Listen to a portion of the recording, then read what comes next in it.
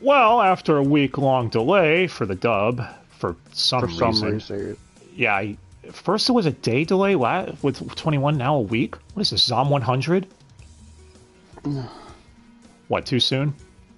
Well, they clearly didn't use that week for anything, because the audio mixing is still bad.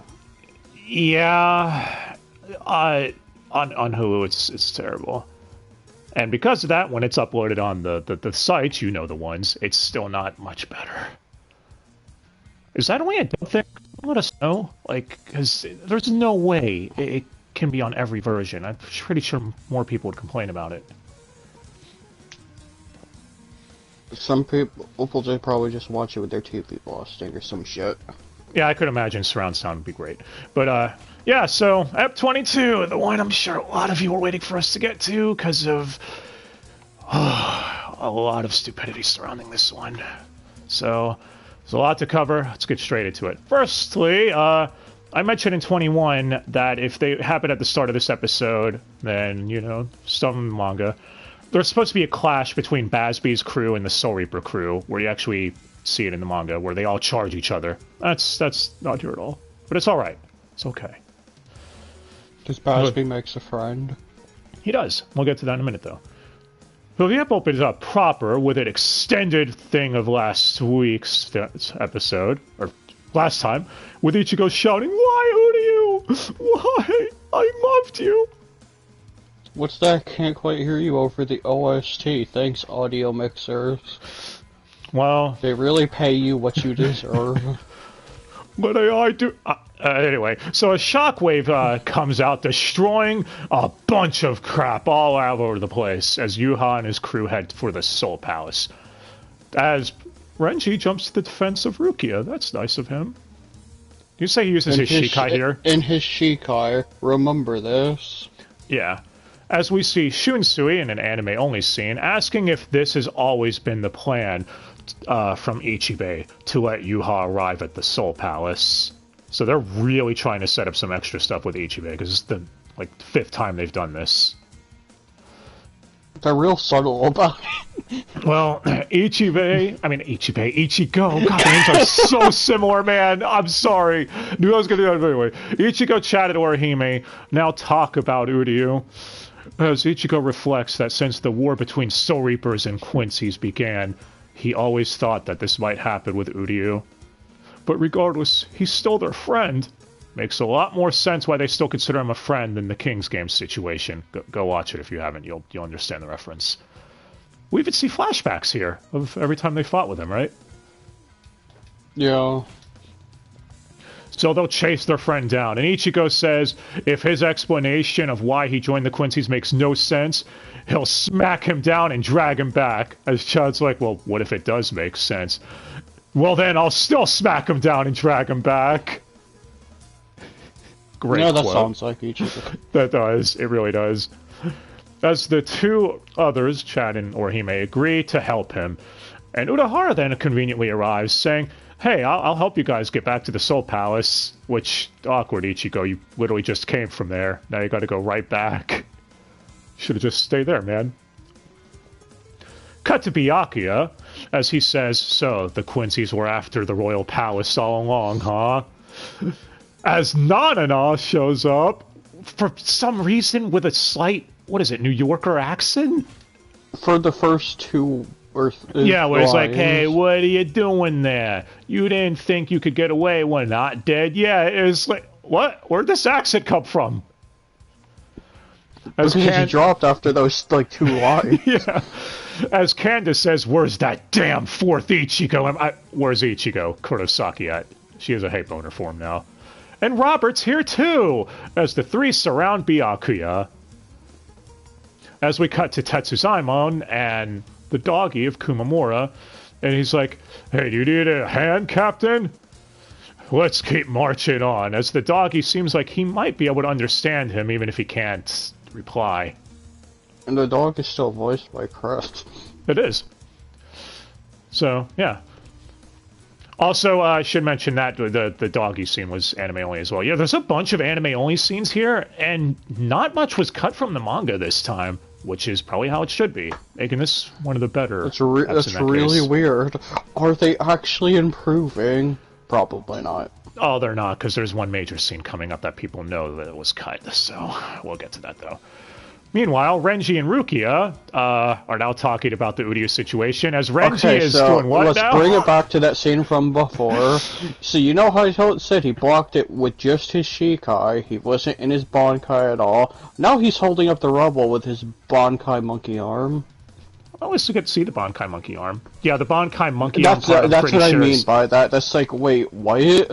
Maybe he transformed off screen. I'm pretty sure the Bankai monkey arm is anime only, so... But that's when Bazby shows up, saying, hey, if you guys are pissed at Uryu too, I mean, I'll help to kill him if you want. Because, you know, I don't got any love for the guy. He's someone still jealous that he wasn't made successor, I see. As Renji calls him a chicken head. And that's what Babs was like, what? You're dissing my seriously sharp, moss-looking mohawk? How could you? And Reggie says, but chickens are great animals. They wake up in the morning, lay eggs, and they go great with sake. They're respectable animals. I respect you for being a chicken. It is a very Renji thing to say. It is, as Babsby goes, but your eyebrows were so sharp and cool, I thought we had an understanding. I'm disappointed in you. This is when Reggie is like, did you hear that, Rukia? He thinks my eyebrows are cool. Rukia just goes, that's great.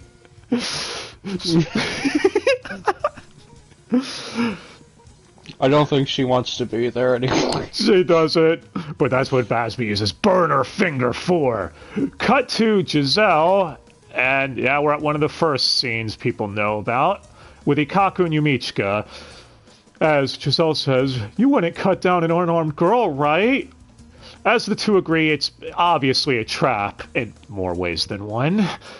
As maybe if her blood gets on you, it's toxic. And then Yumichika says, yeah, besides, there's one other piece of business we got to address. You're not a girl, you're actually a guy, right? Yeah. He then says, you can't hide it, it's so obvious. Which, if you're wondering what he says in the actual uncut sub, I'll get to that in a second. He says, after all, you reek of cum. Oh, we lost that line, sadly. Again, I'll bring it back to that in a minute, though, because there is a whole thing on that. Now, either way, Giselle is angry. Oh, so Giselle was a trap the whole time, Dai? Can you believe it? But that's when he calls down Zombie Bambietta, or as Dai's affectionately nicknamed her. Zombietta. Yeah. Now, doesn't she have like a bitch and tan now or something because she's a zombie? Yes. And red eyes. She's been staring at the sun for too long. Yeah. Now with Ichigo and friends, though, and Urahara, they're getting ready to get into a replica of the Kukaku Shiba cannon. Also, he explains the remaining captains and lieutenants won't be coming along because they're fighting the Quincy's that stayed behind. But yeah. Urahara explains that Mayuri thought something like this might happen ever since Squad Zero first arrived, so he was building this in the background, just in case this was Yuha's goal. That's what Ichigo's like, man, I thought Mayuri was just a nutjob, but he's really smart, huh? Urahara goes, yeah, he's a true genius. Second only to me, of course. Of course. There's a lot of great quotes in this episode, and we're not even close to being done yet. But yeah. He explains that this is a flawed replica, that they only have one shot. And Ichigo's like, well, how are you going to get the energy to fire this? That's when Akon explains Yoruichi has arrived. So, yeah, well, first, before we get to the stupidity, there's more stupidity, as there's a cut scene here that even Kubo himself was kind of pissed was cut. So in the actual manga version, Chad asks Ichigo what he thinks of Orihime's new outfit. Ichigo, all embarrassed, oh, I think it's nice, but she might be showing a bit much. As it's revealed, Urahara's idea was this outfit to get Ichigo's attention. I mean, anyway. That's when Yoruichi shows up, groping Orihime's chest, yelling at Ichigo, "You're supposed to compliment a woman when she is wearing a new outfit. Don't you know anything?" That whole scene is cut. As there's a whole interview with Kubo on comicbook.com, where he says the whole time he was watching the episode, he was just thinking to himself, this airs late at night. This shouldn't be a problem. Why was this scene cut? That he admits it wasn't due to time. So I think we can agree it was probably because someone involved, I'm going to say Viz, was telling them when they're, well, you know this airing overseas, right? We got to appease people that probably don't even watch our shitty product, so global audiences and all. Well, would you be surprised? List of companies that deserve to go out of business, number 87. Yeah, as a side note too, Disney, when they of Japan's head, said that we have no intention of getting involved with the anime here. It will air as is in Japan. This is going to be relevant in a minute when we get back to Giselle, trust me. But yeah, good. Thumbs up whoever the fuck did this decision. Lying fucks. But hey, we're not quite done yet, because Yoruichi's voice actor changed. Jesus, why? See, it was Wendy Lee, who I tweeted at, even asking her... Is it tweeted or X'd at now? What the fuck is the new term for that? It's X, formerly Twitter. Yeah, but I'm talking about when you... So, does that mean you X at them when you message them? I think it's just reading, because it is Twitter. Well, she didn't reply to me as of the time of this, but... You probably won't. Probably won't after the Jameson Price situation where he got called out on his bullshit. Keep in mind, Wendy Lee did reprise her roles as Tatsuki and Minali, if I remember right. I forget that Roncar's name off the top of my head. I'm sorry. And she does have the word activist in her bio. Damn it, Wendy, why? Well, anyway, back to this. She is now voiced by Inaris Quixote. I mean, Quinones. Fuck it, I'm calling her Quixote from now on. You're welcome. Thank you, Dai. And, alright, I'll just say that she fucking sucks as Yoruichi. Look, I've said this before. I can overlook my bias. I even think Monica Fadass Riel, if you give her in the right role, she can sound okay. I even think that the couch slut Chris Sabat can voice good. So, if anyone wants to say, oh, you're just being... No. I can let my bias be aside. This is one of those times, though, she sucks. If they wanted to go... It should have been Candace instead. Yeah, if they wanted to go the full... Yeah, Shar Kirby should have voiced her if they wanted to be full racist about it. Ooh, it's race casting. I mean, they clearly did. Yep. Anyway, she gives Urahara objects, as they're called distortions. And he explains that they've been following these since before the Vandenreich even attacked. As we have a Hiyori scene in the background. This is punishment, isn't it? I pissed off someone. Well, this scene is anime only, by the way, of Hiyori in the background.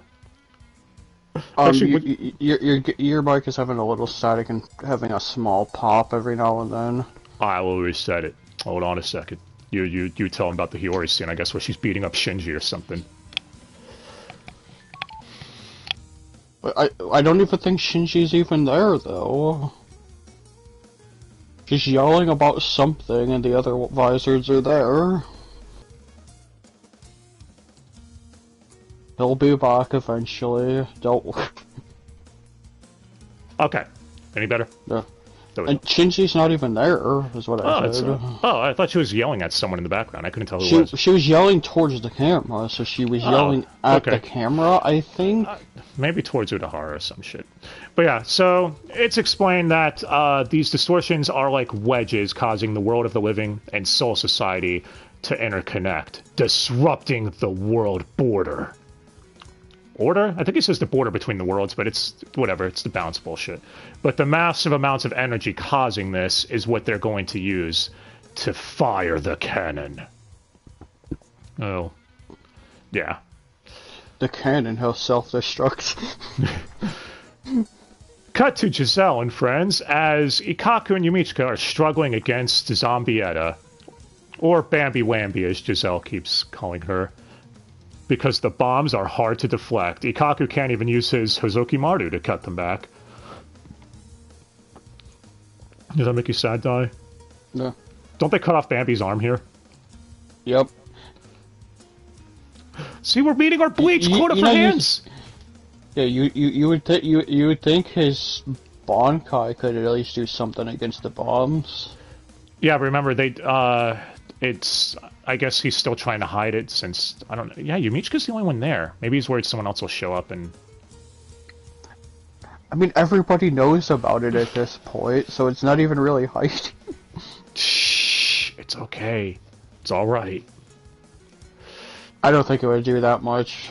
I don't think it would either.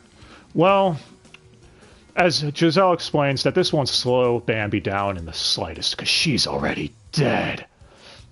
He also goes on saying that he has to kill Quincy's first before zombifying them. So, he had to squeeze the life out of Bambietta, and the look on her face got him extremely excited. In the uncut version, he says it got him extremely wet. As Yumichika says, don't you mean you ejaculated, you pervert? But at least they still call him a pervert here, I guess. Because I heard in the censored sub from Disney themselves, they don't even call him that at all. So, yeah, by the way, if you're wondering, the censored dialogue in the subs lines up perfectly with Viz's censored translations for the manga chapters that were officially released from them a few years ago. So it's not too surprising. Also, fuck you, Viz. Just saying. Another company that will go under. I just love how they're like, oh, we're not going to alter anything. You lying fucks! Whenever a company says that, just don't trust them. It's why with like Lollipop Chainsaw Remake, they're like, oh, we're not going to censor anything. Yeah, show us proof first, man. I'm sorry, I don't trust that. I don't mean to be all... I don't even trust that it's even coming out. Yeah, at this point. Anyway. Back to this, though. He explains that in order to turn a Soul Reaper, all he has to do is, get his blood on him. Or them. Yes. Because that's when Mayuri... They're technically already dead, if you think about it that way. Yeah. That's when Mayuri arrives. Oh, here we go. Unsung MVP of the dub, Terrence Stoneman. I'm sorry. This episode is fucking great with him. This is like, what a unique ability. As Giselle says, I can't see you with how bright you are. Mayuri says, my, he did the thing. I'm sorry. It's fucking great. We're not ashamed to show off our ignorance, are we? He says, don't you know people who are great shine with greatness with an inner light from within? As Ikaku's, that has to be Captain Kuretsuchi, right? Yumichika says, it has to be. Only he could wear an outfit like that. Or he said that was his voice. Yeah. Only he could wear an outfit like that. Those sure words have been said. Mm-hmm. As Giselle says, Bambi, protect me, you sweetheart. And Bambi says she wants love making from Gigi now. Oh yeah, she nicknamed Giselle Gigi. I don't know if that's dub only or not, but figured I'd put it out there now. I just keep thinking of Kampa's nickname for Netgear. When they do names like that, it's usually in replace of honorifics. Yeah, like Chan or Senpai or something. So, it works. I don't have any problems with it. As Giselle hits her, domestic violence. Can it be domestic violence against a zombie? Yes. Saying you always want more, just win and you'll get your treat. As Bambi refers to herself in the third person, going, Bambi, sorry. You bastard, Giselle, leave Bambi alone. And then he turns back to my ear saying, hey, I can see you now. Oh, yes. I turn my shine down, or I turn my greatness down, so that way I can be seen by ordinary people such as yourself. It's just, I was like, wait, but you called me outstanding not too long ago. My ear is like, the fact is, you shouldn't be offended, because compared to me, everybody is ordinary. And, yeah, this is what Giselle, what's up? It's like he heard Uehara earlier and just turned, and just went all... Yeah. Obviously, Giselle's a little pissed at this, ordering Bambi to attack Mayuri, and that's when Mayuri and... Hey, Nemu's here. Is this the first time she's spoken in both cores? Yes. Well, still Megan Hollingshead, so... As they use a device to delay the bomb's explosion, and by 3 seconds, he basically explains that it's a Reishi locking device. So there's still bombs, it's just their effect is delayed. Meaning Bambi is completely useless.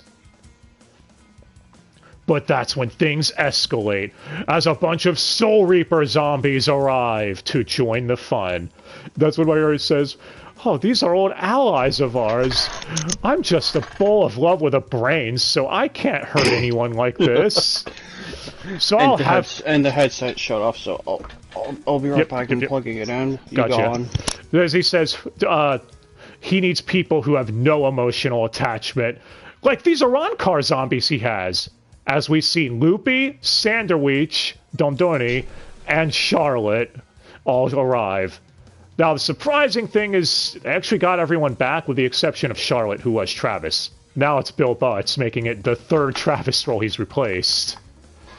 And honestly, unlike Yodoichi, I think he does a really good fucking job here. He is right at home voicing weirdos. Yeah. And, of course, you had to have the callbacks. Every war arc has them. Naruto, Fairy Tail, etc. I think it works here. Even that one. Yep. That one that hasn't even happened yet already has them. You just don't know about it yet. Well, Charlotte is happy to see Michika, saying, fugly people. He wants to be his friend. As Andonis wants to fight that orange-haired Nino! As the Sandwich wants Uryu, saying she wants to take on that four-eyed freak. Loopy's just happy to be alive again. That's when Mayuri shocks them, saying, with electricity, being like, yeah, I didn't give you orders to babble. You're just supposed to fight. And he admits he stole them from Xylopero's vault. Which makes sense. Xylopero does like keeping the corpses to experiment on himself, so... But that's when the Arankars attack the zombies! And to this day, he's still dying in slow motion. Oh, Xylopero? Xylopero. Yeah. Yeah. I mean, we get to see all their attacks on the normal zombies, right? Yeah. Except Loopy doesn't turn into a full octopus here, does he? No. Actually, does the Sandwich have her yo-yo? Yes. Oh, okay. That's cool. Anyway, Mayuri and company keep referring to Giselle as she, but I won't. Sorry, Femboy and Trap is still a dude at the end of the day, so... Back to this, though. Ukaku wants them to spare the zombies from Squad 11, saying that they're their former friends, as Mayuri's like, what? That's uncharacteristically kind of you, Squad 11 people. You all are supposed to be ruthless. Besides, it's our jobs to protect the Seirete. Any Soul Reaper that becomes a hindrance to that should be put down. That's the words of head captain Yamamoto, the man you all respected so much. But yeah. As the Arankars realize, if a normal zombie's blood gets on you, you're fine. It's only if Giselle's blood gets on you that you'll turn. And that's when Giselle heals Bambi. He's nice, right? Yeah, her arm's reattached now, right? Yep. Charlotte attacks, saying that him and Giselle are extremely similar, so he felt like that this battle had to be. That's when Bambi attacks him, and he calls her an amateur before using his special move, the beautiful Charlotte, holy one-of-a-kind, sexy, Magnum Gonre Cero! He goes all in on that. He really does. It's fucking great. You could tell Bill's having a shit ton of fun here. As Bambi clearly loves voicing weirdos. I mean, I would too. At home with it. Yep, I would too. I think he didn't need to great. get that high pitched at the end of it, but he did it anyway. I fucking love it. As Giselle admits, oh, this is going to be trouble. It's time for my trump card. And that's when Zombie Hitsugaya arrives. Oh, shit. And Mayuri's like, oh, this might be a problem. And the episode ends. You bastards! And the preview is done by Mayuri. So, Honestly, More Mayuri quotes next week. yeah. Outside of the controversy bullshit surrounding this episode's actually really solid. What? Mostly because Mayuri just goes full Mayuri. Oh, he does, and I think I actually sometimes callbacks can get a little too much, as you've probably heard us criticize in our MK1 playthrough, that it got out of hand by the end.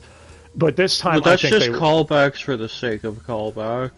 Yeah, this one worked extremely well because it happened in a believable way. Mayuri even said he was going to raid Xylopero's vault all the way back in the Irankar arc, and Xylopero is known to hold on to corpses to fuck with them. So, I think it's believable. And even the dub performances, minus Yoruichi and Hiyori, were really solid. Look, I'm not stupid. I know they casted Casey Megillo as Giselle simply because he identifies as non-binary. They literally used that reasoning for Shinji with the Ava Netflix dub. And I've criticized Casey's performances before, but I think he's actually doing solid as Giselle here. You can tell he's having a lot of fun with him. Or I keep calling them Gazelle. Yeah. So, yeah. And everyone needs a trap in their show, right? Right. Don't judge me. I'm if they sorry. If they wanted traps, you would tell them to go watch Traps Ride or something. Well, next time we will be covering March of the Zombies Part 2. That's literally the title of next week's episode. It's one of the few Part 2s. Yeah. And, hey, again, outside of the Yoruichi or Hime scene being cut, you know, there wasn't anything majorly cut from the manga either. Although some people, I guess, would consider that a major cut. Fucking fan service, man! No, all jokes aside, we literally swapped in one censorship for another because the old anime was censoring the gore because of the time slot it aired. This one, they're like, oh, it's airing late night, so nothing will be censored. Except the fan service. We're back to square one again. You could only have fan service in the early morning. Yeah, that doesn't make any sense. I still stick by what I said, that I didn't even mention this real quick. Apparently, you know how there's the uncut subs? The censored subs with Viz on Disney, they actually had the voice actors in Japan go back into the recording studio and re-record censored lines for the global version of Bleach. That is a new level of fuckery, proving that Western studios have way too much reach now in the Japanese market at this point, in my opinion. Because they can't go out of business soon enough. Yeah, because, like, going forward, it's going to get fucking worse at this point. That's insanity to me. But either way, outside of that, still a fun episode. Need yo. But alright, guys, till next time, let us know what you thought. And, yeah, we'll be back with more Bleach. Hope you all have a good day. And hey, at least the zombie theme fits with Halloween this month. So see, perfect time for it to air. But till then, guys, bye!